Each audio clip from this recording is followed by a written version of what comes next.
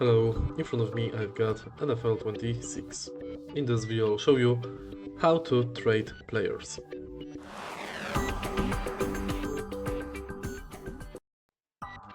In the beginning, let's go to Edit Rosters in Creation Center. Go to Trade Players and now Trade Away and Trade For. Add Player. You can add 3 players at once.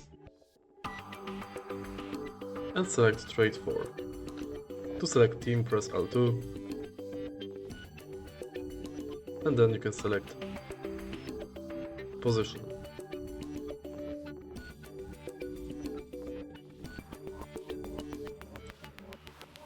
Confirm to start trade. If you find this video helpful, please leave a like, comment and subscribe.